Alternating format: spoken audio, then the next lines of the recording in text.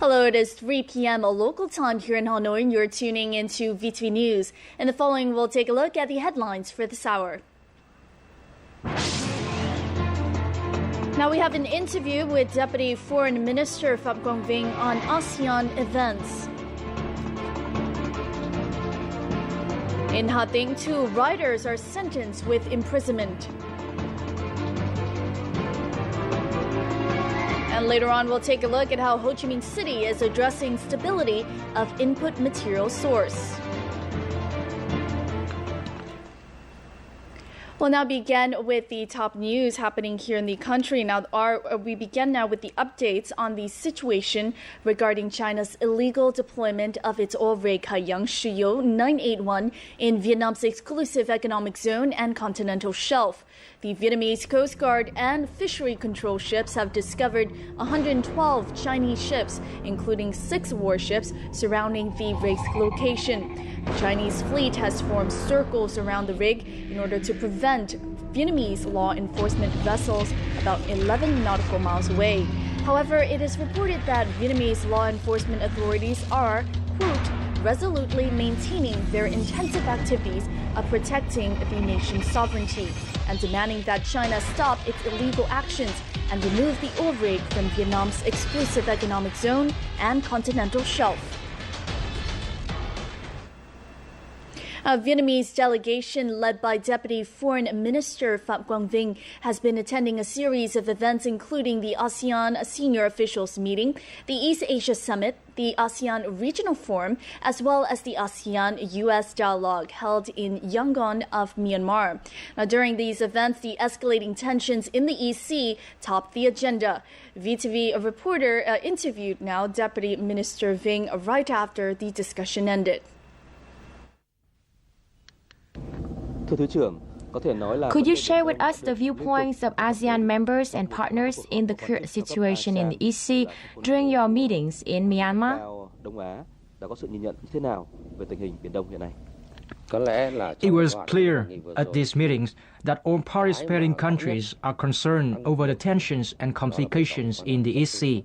They also put great emphasis on the need for restraint and compliance with international laws, the United Nations Convention on the Law of Sea, or UNCLOS, and the Declaration on the Conduct of Parties in the EC, or DOC. Many countries raised objections to the use of unilateral measures, coercive acts, and the use of force to claim sovereignty. Participants also expressed their expectations of building a peaceful, stable environment with security and maritime safety in the EC. Their biggest worry is the complications that have occurred since China deployed the Haiyang Shuyou 981 oil rig and vessels, and they want this issue to be solved immediately. At the 27th ASEAN-US Dialogue, ASEAN representatives once again raised their serious concerns over the current situation in the EC. What was the US reaction to this? First of all, the U.S. agreed with ASEAN viewpoints, especially the statements of ASEAN foreign ministers on May 10th about what is going on in the EC. Secondly, the U.S. said that it has held conversations with many countries, including China, to express its concerns and expectations of maintaining peace and stability in the region. Thirdly, the U.S. has called for ASEAN and China to complete the Code of Conduct in the EC, or COC, and stop complicating the situation in the area. It stated that the country does not take sides in this dispute over territorial sovereignty, but affirm its national interest related to maritime safety and security in the EC. Through this series of ASEAN summits of senior officials, what was Vietnam's most important message? Vietnam's views and policies on the East Sea issues have been made clear. Vietnam has clearly proved China's violations. Vietnam's foreign policies is always focused on protecting the sovereignty and maintaining dialogue with China, as well as resolving any issues according to international laws. At this summit, we highlighted our policy to other countries, including China, and asked China to withdraw its oil rig from Vietnam's exclusive economic zone and continental shelf. This will help maintain regional peace and stability, as well as relieve current tensions. Thank you very much for the interview. China's illegal actions in the EC have been met with criticism from international experts and friends of Vietnam. In the following, we'll see what a number of them have to say about China's actions and intentions in the EC. Towing an oil rig of that size deep into another country's exclusive economic zone is not a decision that an oil company makes. It's a decision that a state makes, and it was accompanied, of course, by 80 ships. And so, this maneuver was planned, and, efforts to intercede, to damage, to ram, Vietnamese boats are consistent with Beijing's policy. And so, while we can follow the day-to-day happenings on the high seas, ultimately attention needs to be cast at the diplomatic sphere, because this conflict will not be resolved without diplomacy. China's aggressiveness at this particular time is very puzzling, particularly after making commitments to ASEAN and talking about friendly cooperation and the like. And I think that what these actions symbolize really are really serious threats to regional stability, to regional peace, and indicates, I think, ultimately that China's motivation or goal here is to dominate a new regional order in Southeast Asia in a way that goes contrary to not only what they've said in the past, but also to the perceptions, I think, of most people in the West. I don't think there's any doubt in the international community of Vietnam's sovereignty on this particular area, and China. And this is another important point, again, as a political historian I would make, which is this can only be resolved in open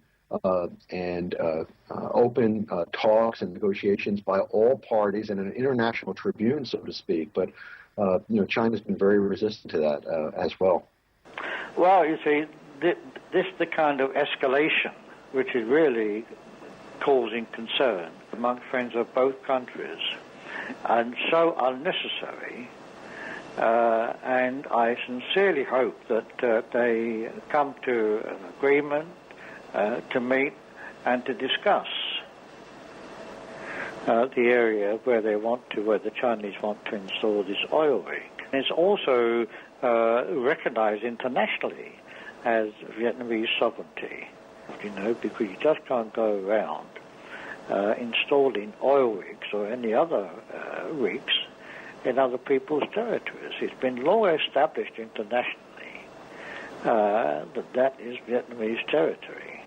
The Filipino people admire the stance of the Vietnamese people in defending what is justly theirs. I think Vietnam is setting the right path. You are asking for negotiations for a peaceful settlement of this matter. And you are defending yourself to the best of your abilities. Vietnam has also suggested that this matter should be discussed in the United Nations Convention for the Law of the Seas. The Philippines supports that. And we should work together with the ASEAN, with Vietnam, and all the other nations affected to settle this matter peacefully. The People's Court of Central Hà-Tĩnh Province on June 10th imprisoned Lê Trọng-tú and Lô Minh-Trọng after both were found guilty of stealing property from factories during the recent disturbances following workers' demonstrations against China's illegal actions in Vietnam's waters. Now, Tu, who is 22, and Trọng, 25, were sentenced to 30 months and 24 months in prison, respectively. Now, according to the indictment, on May 14th, during rallies protesting China's illegal placement of its Haiyang Shiyou 981 drilling rig in Vietnam's exclusive economic zone and continental shelf, some people were incited to set fire to the houses and workplace of foreign workers and loot assets of several foreign-invested companies and factories in the Vũng Áng economic zone. Relating to the riots at the Vũng Áng economic zone, local police have to date arrested and begun illegal proceedings against 31 people on charges of, quote, disturbing public order, stealing property, and intentionally damaging property. A chairman of the Central Committee of the Vietnamese Fatherland Front, Nguyễn Thiện Nhân, met with the Vietnam Fisheries Society on Tuesday to discuss support for the 1.3 million fishermen who remain at sea. Now, at this meeting, Mr. Nhân said he would ask the government to provide support to help 220 coastal communes escape poverty. He asked the Vietnam Fisheries Society to engage more in protecting the legitimate rights of fishermen and businesses in the field. He also told them to find more suitable policies regarding aquaculture, offshore fishing, disaster prevention, and safeguarding the nation's sovereignty.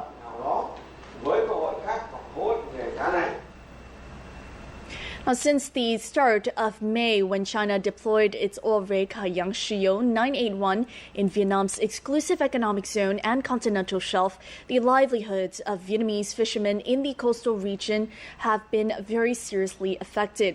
However, despite the Chinese ship's actions, Vietnamese fishermen are still determined to remain at sea. In Hai An village, Lý Sơn district, Mr. Huỳnh Tấn Duc's ship had to return home sooner than planned. His ship, QNG 96011 TS, suffered nearly $5,000 in damage after it was attacked by Chinese ships. Cabin windows were broken. Sonar, icon radio, navigation, and his entire catch were stolen. When we go out to the Paracel archipelago, we frequently see the Chinese ships. Before this, they only chased us away from the archipelago, but never attacked us. Now they have taken all our belongings. In just 2 weeks at the end of May, fishing ships from Quảng Ngãi, Da Nang, and other coastal provinces have all been attacked by Chinese ships while legally fishing in the Paracel archipelago. Fishing vessel DNA 90152 from Da Nang City sunk after being attacked by a Chinese ship on May 29th. 10 fishermen abroad were rescued by nearby fishing boats, but the ship itself will never go to sea again. They teased us, threw bottles at us, and intentionally rammed our ship. They wanted to sink the ship. Each of these ships cost about $140,000. Despite their losses, fishermen are still determined to return to the sea. I'm not backing down. This is my livelihood, and I won't leave it. I will sell the rest of my catch to get more money and return to the sea. These are traditional Vietnamese fishing grounds. Many people laid down their lives so they could have this area to fish, and we will not leave it.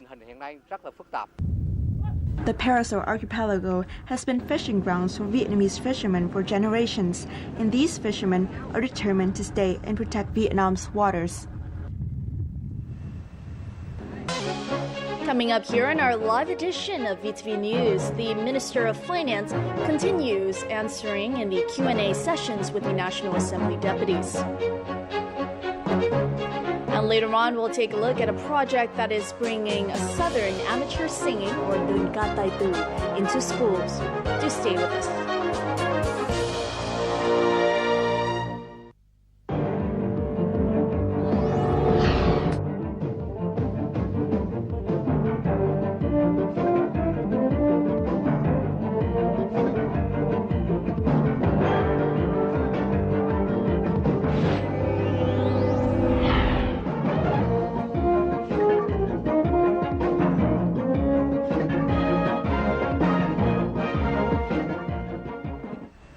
Welcome back to our live edition of VTV News. Now, earlier on Wednesday, National Assembly deputies resumed their Q&A session with Minister of Finance Đinh Tiến Dũng regarding matters related to the financial sector. On the table were issues related to improper management of public investment, tax breaks, transfer pricing, bad debt, and also public debt. National Assembly deputies expressed concerns over the nation's capacity to pay public debt, especially in the current adverse economic and political context, and deputies asked if the Ministries of Finance has come up with solutions to deal with these issues. According to your report, the minister has issued instructions to increase the state budget to pay off the public debt. Given the ongoing tensions in the East Sea, economic growth could be affected. What would be your response to this? We may need to tighten expenses and join hands to commit the target.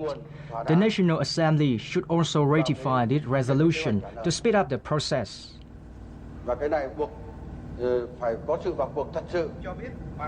In view of China's deployment of the Haiyang Shuyou 981 oil rig in Vietnamese waters, the minister also faced questions regarding Vietnam's economic dependence on China. Vietnam's debts to China are not too high. In terms of stock, Chinese investment in Vietnam stock exchanges only account for 0.33%. That is not a big figure. Economic cooperation between Vietnam and China is law-based. In case of loss, both countries have to suffer. So Vietnam is not economically dependent on China. In order to balance incomes and expenses and the country's ability to pay the debts, Minister Dung also recommended that the National Assembly support solutions to mobilize capital to restructure domestic debt. Now, a number of countries have recognized Buôn Ma Thuột coffee as a trademark, and these include Luxembourg, Belgium, the Netherlands, and Spain. This is according to the Buôn Ma Thuột Coffee Association. Buôn Ma Thuột coffee was trademarked by the Vietnam Office of Intellectual Property based on the point of origin of the products. Now, since 2012, through the Madrid system, applications to protect the trademark were sent to some 17 countries around the world. Since the application has been accepted by 4 countries, it will then be recognized by the European Patent Office. In the following 30 days, a third party can appeal this application, but the trademark will officially be protected if this 30 days do not show any petition. Now, the recent illegal deployment of the Chinese oil rig within Vietnam's exclusive economic zone and continental shelf might be affecting with China and Ho Chi Minh City exports. In light of this, the city's leaders have held a meeting to address the difficulties that may arise for enterprises in the city. Most local enterprises agree that they are not worried about trade with China falling. According to the Vietnam Rubber Association, many firms rely on China for stock and input materials, but looking at the bigger pictures, this is a chance for domestic firms to improve product quality and diversify markets.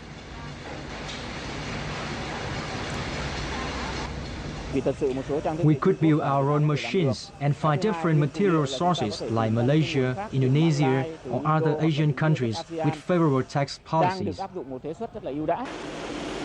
According to many businesses, they could transform these challenges into opportunities if they receive support to renovate outdated technology and find alternative suppliers. If Vietnamese enterprises are given access to capital, we could import other high-quality input materials. This would help us to integrate more.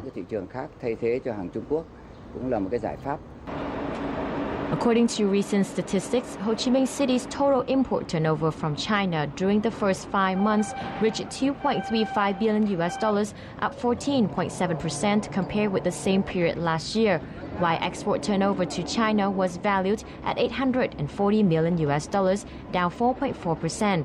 Despite this hardship, authorities have promised to support businesses. We will look to upgrade technology and help small and medium businesses to access loans, so we won't be too dependent on just one source of input materials. là cá thể nhưng mà có cái vốn có kinh nghiệm truyền thống á, cũng đầu tư. While the city's export turnover could fall to $310 million in 2014, authorities are working closely with local enterprises to address their needs, creating favorable conditions to increase competitiveness and become independent of their traditional source of raw materials. Now, amateur singing, also known as Đơn ca tài tử, is a traditional folk performing art in the southern regions of Vietnam. Now, in recent years, Đơn ca tài tử has been brought into music lessons and also music clubs in schools. This practical solution has helped to preserve this traditional art, and the following report will take you to Bạc Liêu province to see how local students there are learning more about Đơn ca tài tử. Miss Nhi, a biology teacher at Lê Thị Cẩm Lệ Secondary School, now teaches Đơn ca tài tử every Saturday as well. Although she isn't a professionally trained musician, she's still confident in teaching her students verses of Dạ Cổ Hoài Lang or Mourning One's Husband, a famous Đơn ca tài tử song. Many teachers here also participate in this class because of their passion for this traditional art and hope that they can help preserve it. I only learned about Đơn ca tài tử recently, but I love it because it's a traditional art in the South. Although it's very hard to learn, I will keep practicing and learn new songs.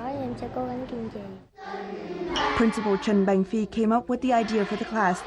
Initially, it was only intended as a club for the teachers here. Since then, the class has grown and currently has 50 students. I personally love Đơn ca tài tử, and I myself can play music and sing. I started the class because of my passion for music and hope that I can teach my students about the traditional folk music and maintain our cultural identity. After the flag raising ceremony every Monday, students sing Đơn ca tài tử music in front of the school. Students and teachers at Lê Thị Cẩm Lệ are proud of what they've accomplished to preserve Đơn ca tài tử and cultivate the love for this traditional art. Now, the central coastal city of Da Nang welcomed 1.3 million tourist arrivals in the first 5 months of the year, which is up 15.6% compared with the same period of last year. This is according to the Da Nang City Department of Culture, Sports and Tourism. Among the 1.3 million visitors, over 400,000 were foreign guests, an increase of 19% over the same period of last year. Da Nang's total revenue from tourism in the first 5 months is estimated at nearly $1.65 million. However, the number of visitors from Singapore, the United Kingdom, United States, France, Japan, and China has fallen by 5 to 10% since mid-May. This decline may last until the end of July due to the shortage of multilingual tour guides and slow construction of ports and other facilities, it is said. And now we'll have a look at the online news about Vietnam.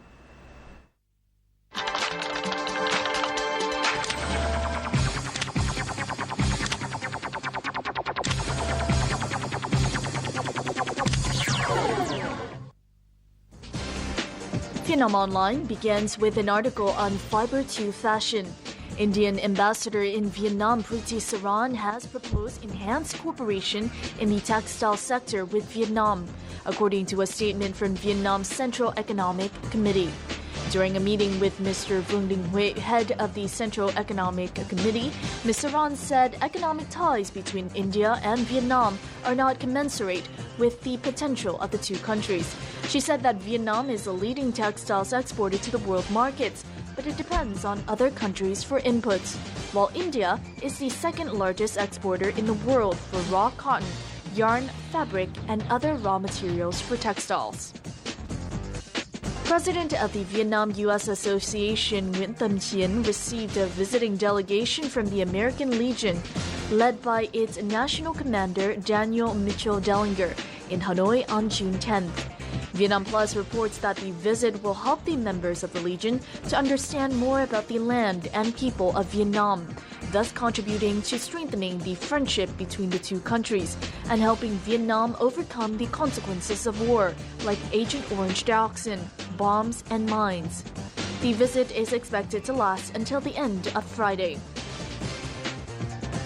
A travel company by the name of Tianming Group has announced plans to begin offering seaplane tours this September to tap Vietnam's untouched premium travel sector.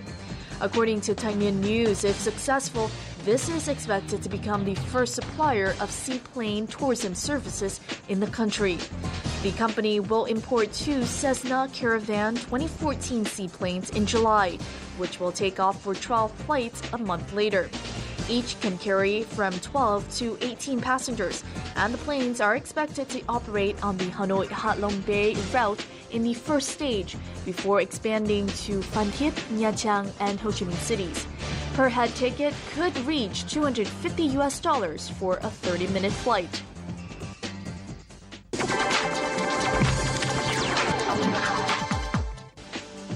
A United Nations-sponsored anti-corruption project will be carried out for 4 years from now in Vietnam, with a budget of over $1.5 million under a recent decision by Prime Minister Nguyễn Tấn Dũng. According to an article on Tuổi Trẻ News, of the amount, more than $1.4 million will come from the official development assistance from the UN Development Program, and the rest, $84,000, will be the Vietnamese government's responding capital. The project is aimed at strengthening the government's ability to enforce the UN Convention Against Corruption and enhancing the role of non-state entities in preventing and fighting corruption. As many as 99 new species have been found in Vietnam, according to a World Wide Fund report. The report titled Nature's Mysterious Mekong showed a total of 367 new species had been discovered in the Greater Mekong in 2012 and 2013. BNAMA reports that this region spans Cambodia, Laos, Myanmar, Thailand, Vietnam, and China's southwestern Yunnan province.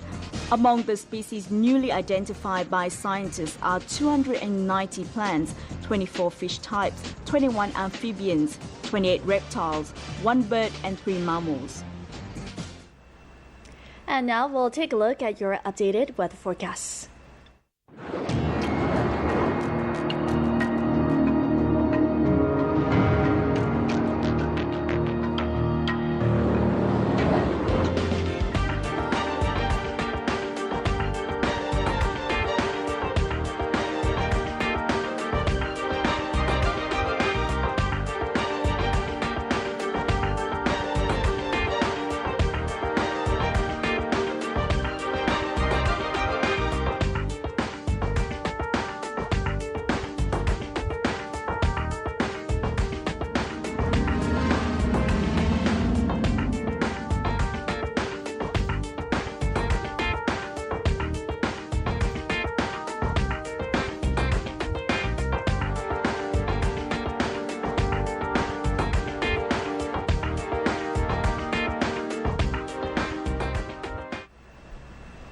And that wraps up this edition of VTV News, and we'll be back again at 6 p.m. local time today for another bulletin. In the meantime, do log on to vtv4.vn for more updated news. Thank you very much, and we'll see you more in a bit.